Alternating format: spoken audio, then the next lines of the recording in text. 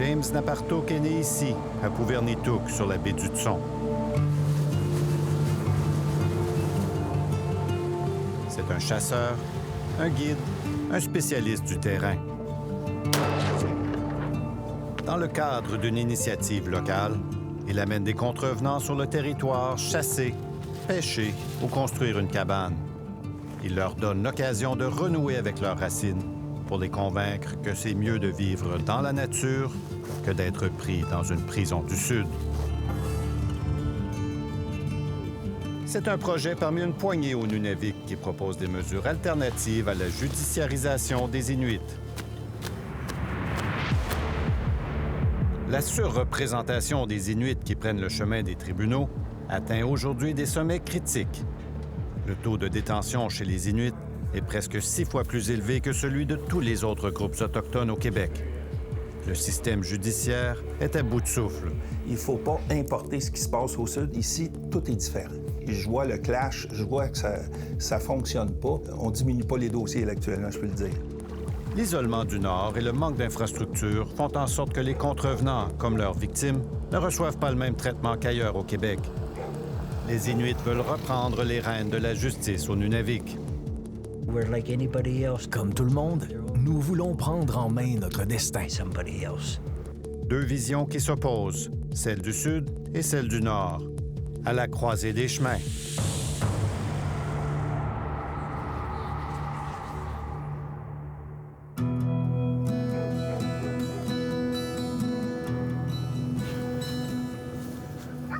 George Hawkeye fait des compétitions de motoneige et de traîneau à chien.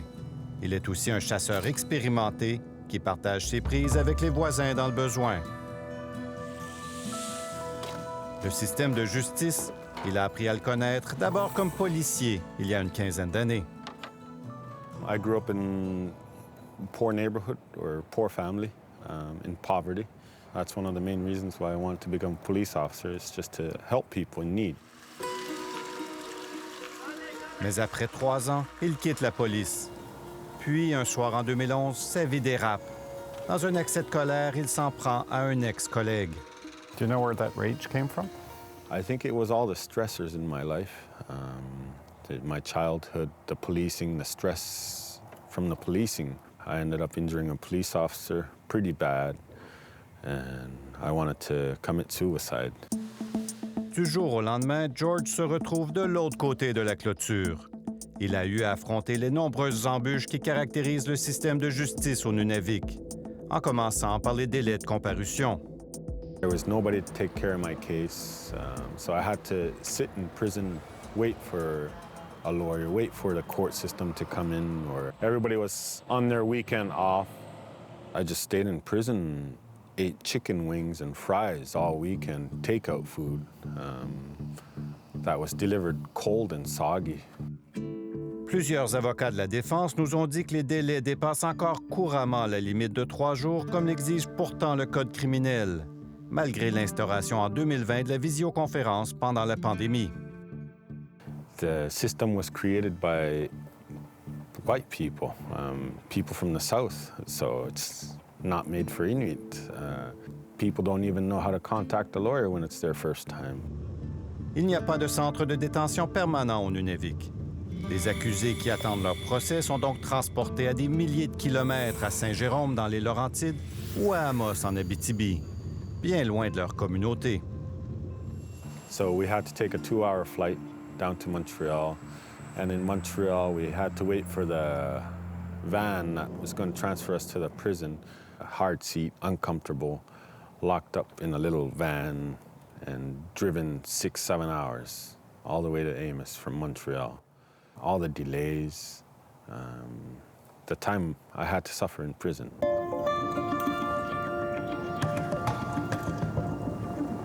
Pour la tenue des procès, c'est le système de justice qui doit se déplacer des dizaines de fois par année dans 9 des 14 communautés du Nunavik. C'est ce qu'on appelle la cour itinérante. Adoptée en 1974 dans la foulée de la crise de la baie James, la cour itinérante avait pour but de rendre la justice accessible au peuple du Nord. Mais elle est depuis longtemps affublée du surnom peu flatteur de cirque volant. Jean-Pierre Larose a fait presque 40 ans de service dans la région de Montréal avant d'être recruté en 2018 par la police régionale du Nunavik. Il en est le chef et directeur de la sécurité publique. La cour itinérante ici au Nunavik, je crois qu'elle fait son possible, mais à mon avis, mon constat, c'est qu'elle est un peu dépassée et on a un volume de dossiers incroyable depuis que je suis arrivé. Ça l'a presque doublé. Sur une population de 9000 adultes, 1400 d'entre eux sont accusés aux criminels chaque année en moyenne. La grande majorité des causes sont liées à des problèmes sociaux, comme la pénurie de logements et la toxicomanie. Il s'agit d'un taux de judiciarisation 20 fois plus élevé que pour l'ensemble du Québec. Je pense qu'on peut le voir, là, les rôles en ce moment. On arrive ici, il peut y avoir jusqu'à 250 personnes qui vont se présenter devant la cour chaque semaine de cours.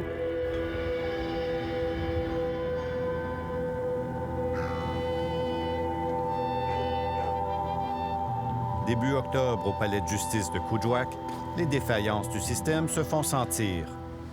Comme vous avez pu voir, la semaine de cours s'est un peu écroulée comme un château de cartes, là, malheureusement. Comme c'est souvent le cas dans le Nord, la météo fait des caprices. Les vents empêchent les avions transportant accusés et témoins de décoller d'un autre village. Des dizaines de causes devront être reportées.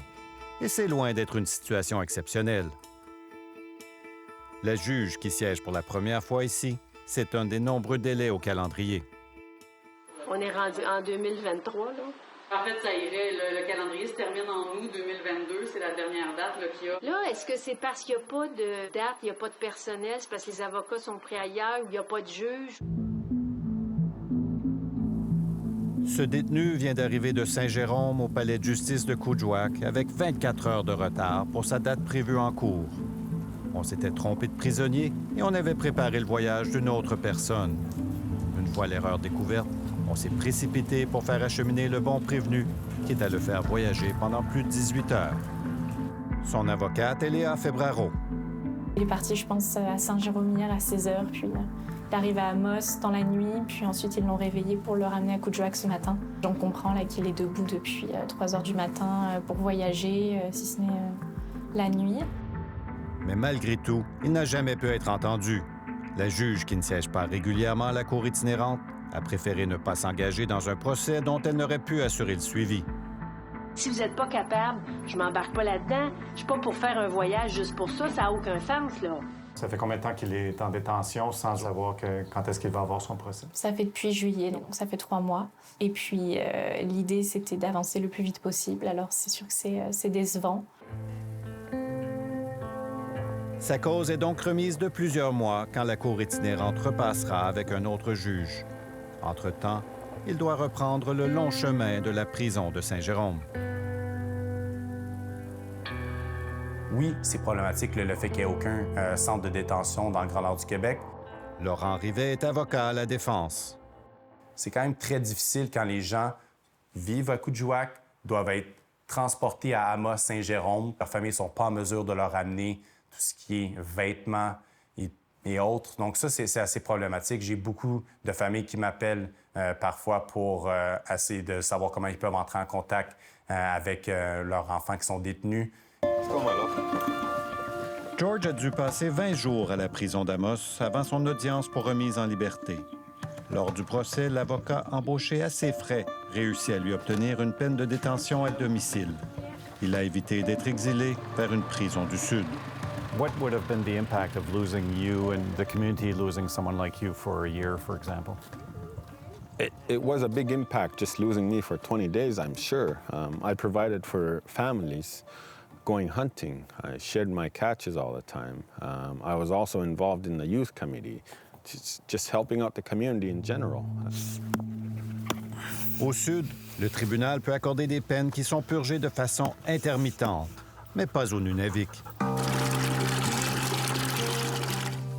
On n'est pas en mesure de donner des sentences discontinues, toute période en bas de 90 jours, ce qu'on pourrait permettre aux personnes de maintenir leur emploi et de venir faire leur période de détention pendant les fins de semaine. C'est des sentences qui sont couramment données dans tous les autres districts judiciaires. Malheureusement, on ne peut pas le faire dans le Grand Nord du Québec.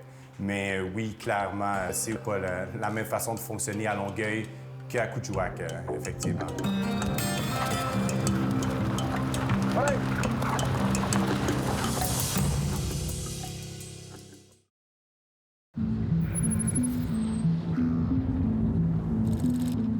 Nous sommes au poste de police de Pouvernituk. Cette communauté d'environ 1800 habitants enregistre l'un des taux les plus élevés de violences conjugales et de suicides au Québec. Ici, les cellules de détention temporaire sont souvent surpeuplées. Les détenus transportés d'Amos pour une comparution ou un procès s'ajoutent aux arrestations du jour. Il peut y avoir 6 ou 7 détenus dans une seule de ces cellules. Afin de réduire les arrestations liées à des facteurs sociaux comme des conflits familiaux, le service de police et les services de santé se sont alliés pour former une équipe composée d'un policier et d'un travailleur social. Depuis 2019, ils prennent la route 5 soirs par semaine. Tu vas aller chez la fille ou chez le gars, mettons? Pour l'instant, pas de crise à signaler dans la communauté. L'équipe s'arrête à une maison pour faire le suivi d'une intervention récente. L'objectif de cette patrouille est simple. On veut calmer les esprits, désamorcer les conflits et diriger les gens en crise vers des ressources en santé au lieu du poste de police. Eileen McKinnon, ex-chef de police du Nunavik, est aujourd'hui gestionnaire de projet pour le compte du ministère de la Santé. C'est elle qui a créé ce programme. Ils peuvent amener une personne à l'hôpital, dans une autre maison, ou simplement discuter avec elle. On a vu une réduction du nombre de personnes qui aboutissent en détention. Ils aident à rétablir les relations dans la communauté. Le service de police du Nunavik recrute presque tout son personnel au sud. Et le lien de confiance avec les Inuits reste toujours fragile. J'ai du travail à faire chez mes policiers aussi, en termes de culture et d'approche et tout ça, parce que j'ai beaucoup de jeunes policiers inexpérimentés qui sont formés dans une perspective urbaine. Il faut comprendre par où ils ont passé pour mieux intervenir. Jeannie May en a long à dire sur la justice au Nunavik. Elle fait partie d'une des familles les plus connues dans la région. Sa tante, Mary May Simon, est la gouverneure générale du Canada.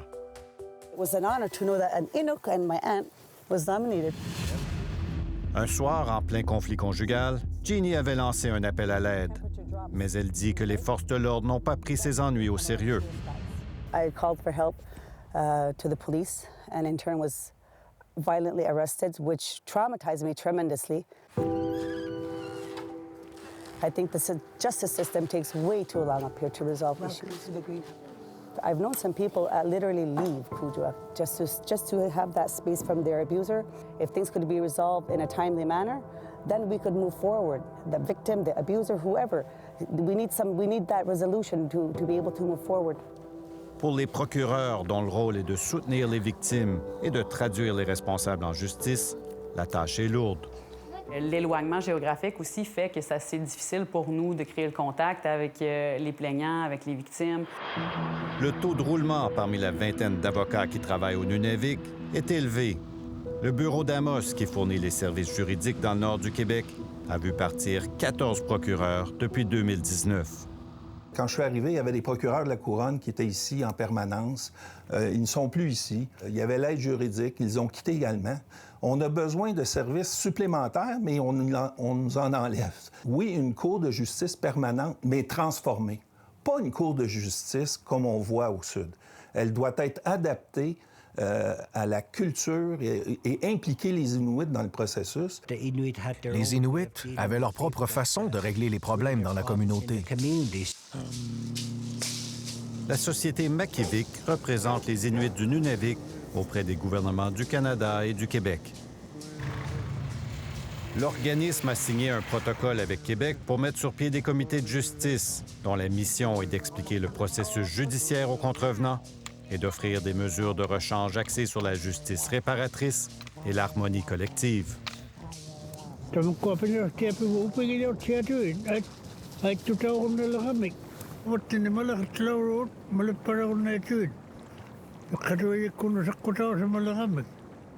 Ces images d'un comité tournées dans le cadre d'une vidéo promotionnelle nous ont été fournies par Makivik. On rencontre le contrevenant et on l'aide à comprendre ses droits en utilisant notre culture, comme on a toujours fait.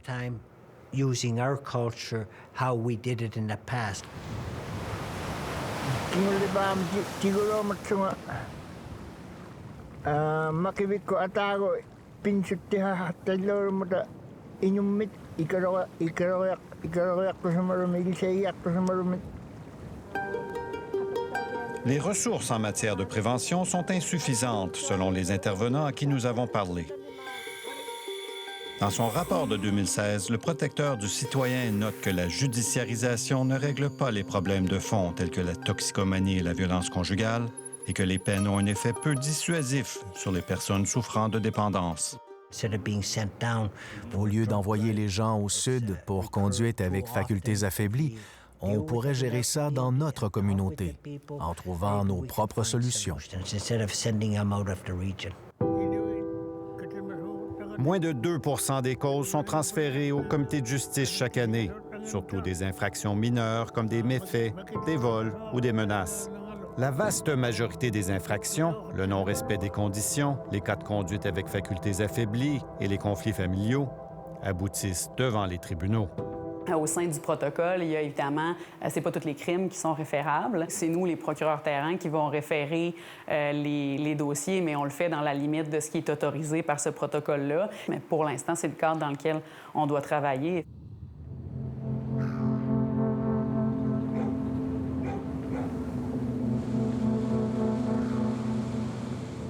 En Inuktitut, le mot Sayuk veut dire « faire tourner le vent ». C'est le nom qu'on a donné à un programme qui, comme les comités de justice, propose une alternative à la judiciarisation en valorisant la réhabilitation des contrevenants par des pratiques traditionnelles. Ces intervenants reviennent d'une chasse aux morses dans la baie du Tson. Leur client, celui qui a tué l'animal, a eu des démêlés avec la justice. On travaille à préparer des poches de viande qui fermenteront pendant 2 mois avant d'être servis lors d'un festin communautaire. We go camping, hunting, fishing, so they can stay out of trouble in town. We take them out on the land where there's no trouble, so it's a big improvement for the clients. We went to the Ottawa Islands, about 160 kilometers from here. They're comfortable to speak with, their own language. They can talk to us their problems. Ce programme a fait ses preuves et commence tout juste à s'implanter dans quelques autres communautés. Le programme les aide parce qu'on les tient occupés. Quand on va chasser, on est épuisé à la fin de la journée. En ramenant du gibier, ils retrouvent un sentiment de fierté. Ils le partageront non seulement avec leur famille, mais aussi avec la communauté. Ça fonctionne parce que certains de nos clients ne sont pas retournés au système de justice. Makivik, la société qui chapeaute les programmes de justice alternative, aimerait qu'on élargisse le nombre d'infractions admissibles et que le gouvernement leur accorde plus de financement. Le système doit s'adapter à la région et mettre en place les infrastructures nécessaires au lieu de faire voyager la cour itinérante. C'est pourquoi je dis qu'il faut avoir notre propre système en place.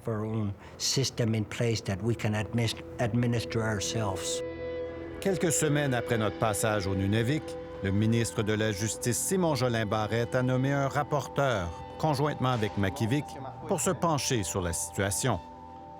Il y a eu déjà beaucoup de rapports critiques sur la situation de la justice au Nunavik au fil des décennies. Pourquoi un autre rapport à ce stade-ci? Dans les rapports, souvent, c'est les grands principes qu'on a. Arrivez-moi là, avec des solutions pratico-pratiques qui vont être, réalisables, qui ne seront pas du pelletage de nuages, puis qui vont nous permettre vraiment d'avancer. Bien, pourquoi on ne changerait pas nos pratiques pour faire en sorte que ça fonctionne mieux, qu'il y ait une adhésion au système de justice aussi des membres de la communauté inuit? Est-ce que vous êtes prêt à voir un changement structurel qui donnerait plus de pouvoir aux Inuits sur leur système de justice? Puis je suis ouvert à des modalités qui vont faire en sorte de pouvoir adapter le système de justice. Mais sur le fait de déléguer ces pouvoirs-là, il faut juste faire attention pour être certain que la justice sur le territoire québécois s'applique de la même façon. Il ne faut jamais oublier que sur le territoire québécois, c'est le rôle de l'État québécois de venir administrer la justice. George Hawkeye est conscient de la chance qu'il a eue de pouvoir purger sa peine chez lui et d'avoir eu l'autorisation de la Cour de s'occuper de ses chiens. I have to go feed them every now and then. So I got an hour to do this daily. And just that 1 hour of freedom, going to my dogs when I was on house arrest, helped me so much.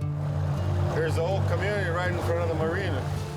L'ancien policier participe actuellement à la création d'un groupe de défense des droits des Inuits en matière de santé, d'éducation et d'accès à la justice.